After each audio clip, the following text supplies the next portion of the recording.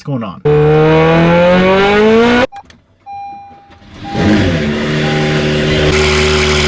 I play a new game, and the game is if I pull out on the highway next to a car, the car is not allowed to get ahead of me, and if it does, that means my car is too slow and we need to make it faster. Let me show you.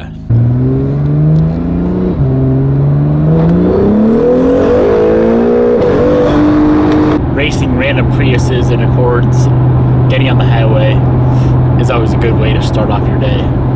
Today we just have a nice chill weekend day in the shop, tinkering on the Evo, trying to get this thing dialed in for the dyno. I don't exactly know when dyno day is. I'm shooting for Monday, tomorrow. So this thing has got a full new setup over the last week and a half. Couple different goodies inside the engine, a whole new turbo setup, ETS forward facing kit with a 68 millimeter turbo from AGT, and of course a whole new fuel system. So bigger injectors, pumps, and lines, and then we went to drive-by-wire from the drive-by cable. The most important thing that we need to get sorted out today is our boost. I did one pull yesterday. Chag was on the keyboard, and we were shooting for around 20 pounds of boost, and I hit 30 pounds with nothing on the gate, no duty cycle. So that means the springs inside of our wastegates are too stiff. Let's pop the gates apart and slap in some lighter springs. We want around a 15 to 18 PSI spring combo inside each gate.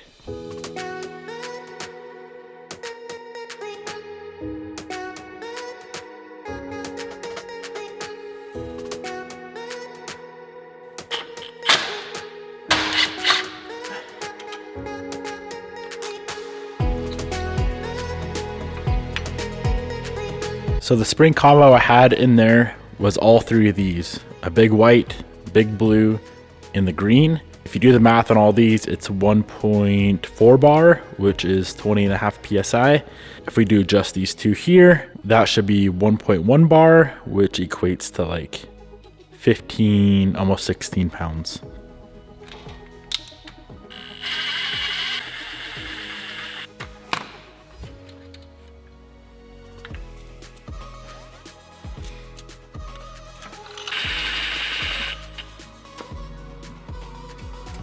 We should be good to go on the spring pressures now. I do need to go do a test rip to verify that we don't hit a billion gajillion pounds of boost again. But before I do, there's one thing I want to change on the car. So when it comes to plumbing for wastegates and things of that nature, there's a few different ways to go about it. You can use traditional silicone vacuum lines, you can go to all braided AN lines, or you can use push lock fittings. I've never used any push lock stuff before, and I hear a lot of people really enjoy and like to use the push lock stuff for this application for boost control. So I bought a kit, and in this kit should give us all the fittings and line we need to run push lock stuff from the boost controller to the gates and to the turbo reference.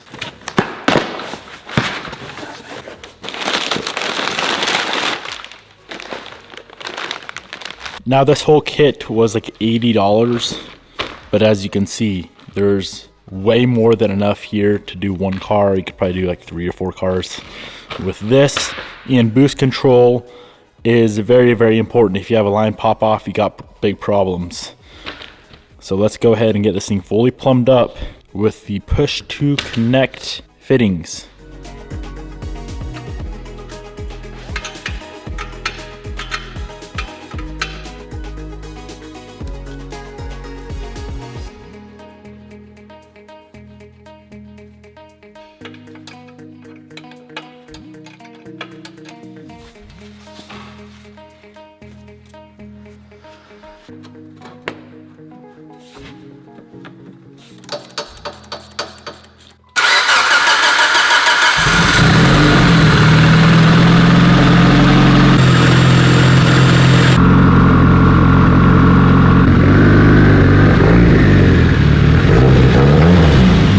Well, something started leaking, Any guesses? Let's go ahead, do a test hit, log it, see what we hit for boost.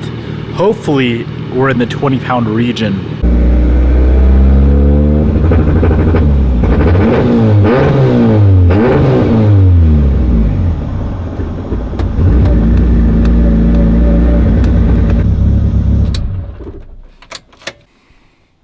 Well, that was very short-lived.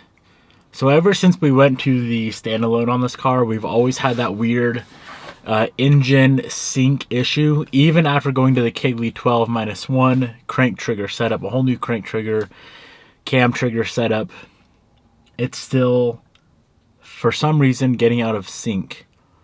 So I don't know what's going on. It'll intermittently do that. Of course, didn't do that on the stock ECU, but now she's giving us problems again. So I'm going to try to do some configuring in the Haltech and see if I can figure it out. I've been messing with all of the filters and different settings in the trigger setup in the Haltech. And the last time I drove it, it was fine on the same exact settings that it was on before when it would throw the code. So let's go try again. Make sure it's good to go. Make sure our boost is under control. See what happens.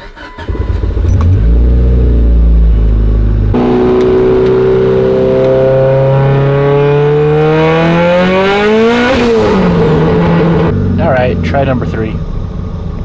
We should be good. So I'm gonna put the gates right to the turbo with no boost controller, and that should rule out a boost controller issue. If we overboost now, it's a problem with the gates. If we do not overboost now, it's a problem with a controller.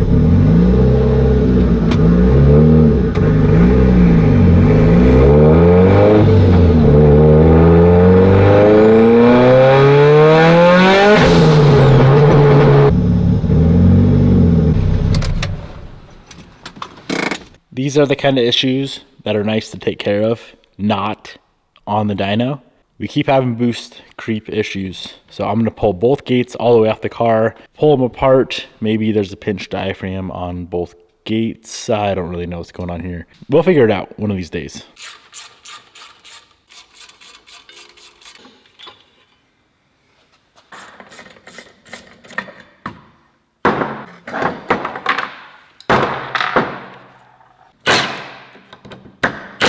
So if you give yourself about a, I don't know, 1/4 inch gap, you can look in there and see if the diaphragm is pinched at all.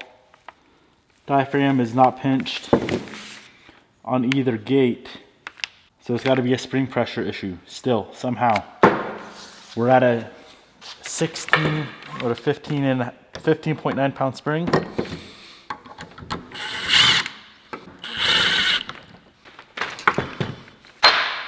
Well, I'm dumb. It's always something easy.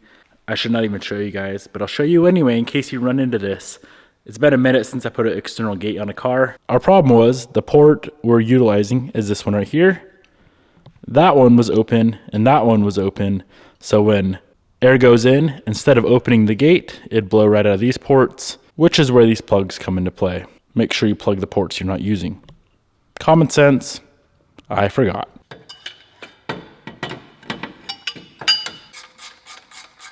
Now the issue will be fixed. There's no chance that it's not fixed.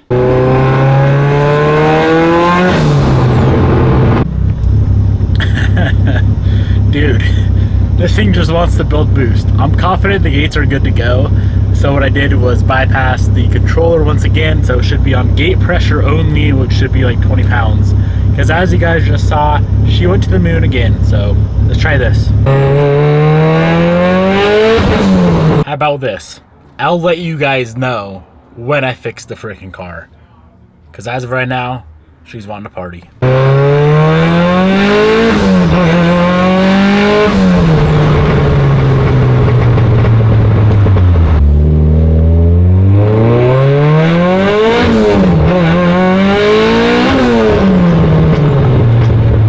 So as you guys saw, we now have boost control, and the culprit was the thing I installed to avoid the issues that we were having. Both of the push to connect fittings on the gate on the gates were leaking. So we got those replaced. Now we have total boost control of the car, sitting right at 25 pounds of boost currently on pump gas. We are good to go. Unfortunately, it's the weekend. My boy Chag doesn't tune on the weekends, so we will pick up the tuning next week. For now, I'm gonna work on this thing. This is your guys' STI, going home to one of you guys, and it's a little bit bummy because both headlights leak. Now these are just a set of eBay specials that some company took apart, modified, put in some RGB color changing things. I have tried to reseal these pieces of crap a million times, and no matter what I do, they keep leaking. So today we're replacing those with a not junky set.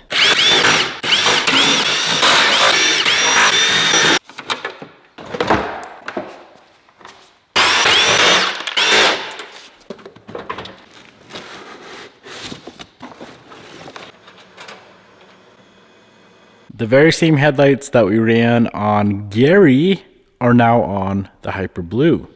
Subi Speed V2s. Those things look much better and they're not gonna leak. You have 5 days left to get entered in on winning the Hyper Blue STI. If you don't want the car, you can pick 20 grand cash. You'd be crazy if you pick the cash, but I understand a lot of people, A, aren't Subaru fans, and B, well, 1,000 horsepower to the wheels is a bit excessive. First link down below, every $3 you spend is one entry to win the vehicle.